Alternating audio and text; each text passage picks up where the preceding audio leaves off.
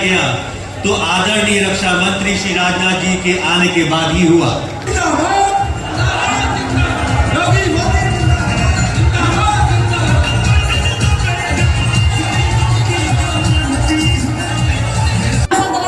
हमारे आरक्षक माननीय बैजनाथ रावत जी, मंच पर बैठे हुए सभी भारतीय जनता पार्टी के हमारे सभी पदाधिकारीगण, उपस्थित सभी बहनों और भाइयों, मैं सबसे पहले आप सबका हृदय से अभिनंदन करता हूं। आपने साबित कर दिया है कि हैदरगढ़ भारतीय जनता पार्टी के हृदय में बसता है।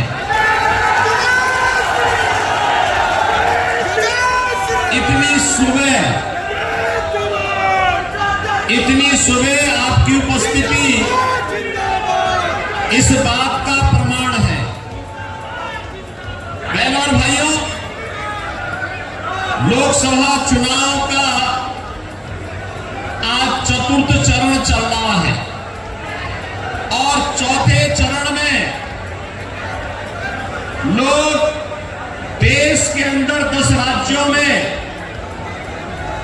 96 लोकसभा सीटों पर मतदान कर रहे हैं। लोगों में अपार उत्साह है।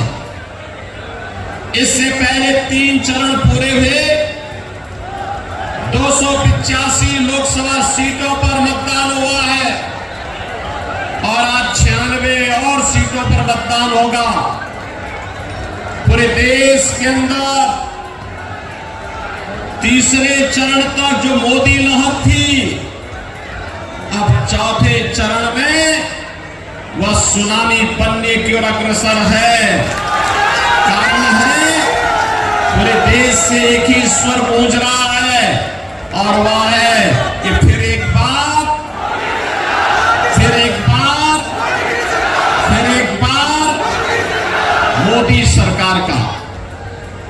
मोदी सरकार का जो स्वर गूंज रहा है।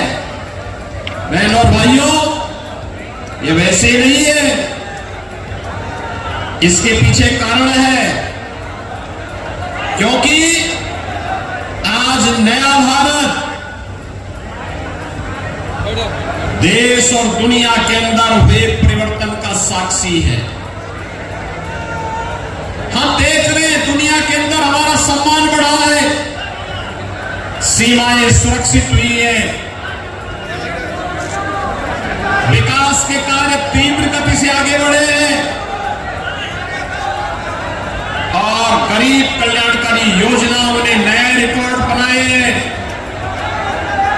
जो कांग्रेस के लोग, समाजवादी पार्टी के लोग बड़े बड़े दावे कर रहे हैं, इनके समय की सच्चाई यह है कि गरीब भूख से मरता था, किसान आत्महत्या करता था। बहनों और भाइयों, नौजवान पलायन करता था और विकास के कार्य भ्रष्टाचार की भेंट चढ़ जाते थे। आप याद करिए, आज मोदी जी के नेतृत्व में 10 वर्ष के अंदर जो परिवर्तन देखने को मिला है, पिछले 4 वर्ष से 80 करोड़ लोग देश के अंदर फ्री में राशन की सुविधा का लाभ प्राप्त कर रहे हैं। पिछले 10 वर्ष के अंदर आपने देखा होगा, आयुष्मान भारत योजना के अंदर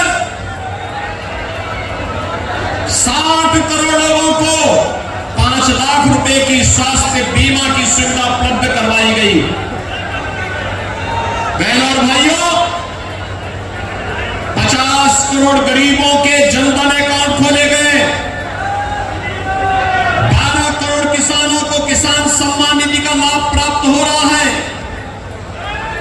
12 करोड़ घरों में शौचालय भी बने हैं, 10 करोड़ घरों में उज्ज्वला योजना का सिलेंडर भी पहुंच गया है। और बहनों और भाइयों, 4 करोड़ गरीबों के मकान भी बन गए हैं। आप मुझे बताइए, ये जितना कुछ मोदी जी ने दिया है, क्या इसमें किसी का चेहरा देखकर जाति पूछ करके दिया गया क्या? नहीं, इसका एक ही पात्रता का आधार था, और वह था सबका साथ और सबका विकास। बहनों भाइयों, बिना भेदभाव के शासन की योजना का लाभ कैसे दिया जाता है, यह उदाहरण मोदी जी ने प्रस्तुत किया। गांव को, गरीब को, किसान को, नौजवान को, महिलाओं को, और यह भी कहा है भारतीय जनता पार्टी तीसरी बार आएगी, राशन की योजना जारी रहेगी, किसान सम्मान निधि की योजना जारी रहेगी। बचे हुए लोग जितने भी हैं, उन लोगों को भी मकान की सुविधा उपलब्ध कराएंगे, एक मकान उपलब्ध करवाएंगे। और बहनों भाइयों, सरकार ने यह भी आश्वासन दिया है, मोदी जी ने यह भी आश्वासन दिया है कि भारत के अंदर 100% सिचुएशन के लक्ष्य की ओर ले जाने की दिशा में आगे बढ़ना है, क्योंकि भारत को आत्मनिर्भर और विकसित भारत बनाना है। बहनों भाइयों, एक तरफ भारतीय जनता पार्टी नेतृत्व की मोदी जी की सरकार, और दूसरी तरफ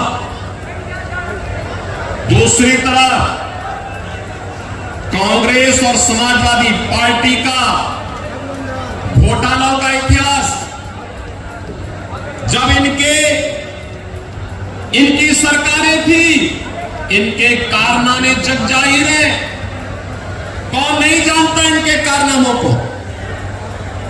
इन्होंने कोई जगह नहीं छोड़ी थी लूट खसोट करने की। हर जगह इन्होंने लूट खसोट के एक नए कीर्तिमान बनाने का काम किया था।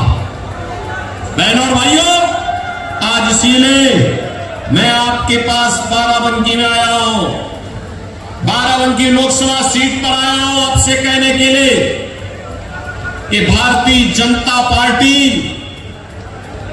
आज देश के अंदर सम्मान भी दिलाने का काम कर रही है, सुरक्षा भी दिलाने का काम कर रही है। विकास के बड़े बड़े कार्य, हाईवे, रेलवे, मेट्रो, एक्सप्रेसवे, हर घर नल की योजना, 1 डिस्ट्रिक्ट 1 मेडिकल कॉलेज, और यही नहीं, AIIMS, IIT, IIM, IIIT, NIT जैसे संस्थान भी बनाने का काम कर रही है। मौसम खराब हो गया। और इस सब से बढ़कर के बहनों और भाइयों, विकास है तो विरासत को भी संजोने का काम भारतीय जनता पार्टी कर रही है। आप मुझे बताइए, ये समाजवादी पार्टी के लोग और कांग्रेस के लोग तो राम मंदिर का विरोध करते थे कि नहीं करते थे? करते थे ना। ये लोग क्या कहते थे? आज भी लोग कह रहे हैं। कांग्रेस के बुद्धिदाता क्या कहते हैं? कहते हैं भारत के अंदर राम मंदिर का निर्माण बेकार हुआ। इस समाजवादी पार्टी का महासचिव भी यही कहता राम मंदिर का निर्माण बेकार हुआ। जब इनकी सरकारें थी तब क्या कहते थे? कोई कहता था परिंदा भी पर नहीं मार सकता, कोई कहते थे राम हुए ही नहीं।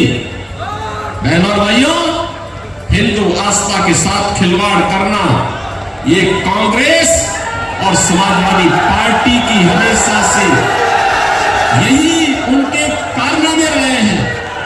और इसीलिए जो राम भक्तों पर गोली चलाते थे, क्या उनसे आप उम्मीद करते हैं कि राम मंदिर का निर्माण करते हुए? ये तो राम भक्तों पर गोली चलाने वाले लोग हैं। एक और राम भक्तों पर गोली चलाते थे और दूसरी तरफ आतंकवादियों पर दायर मुकदमों को भी वापस लेते थे। और इसलिए बहनों और भाइयों, आज हम सब आपके पास आए हैं। पूरा चुनाव अगर आप देखेंगे तो पूरा चुनाव राम भक्तों और रामद्रोहियों के बीच में जा चुका है। आप मुझे बताओ, क्या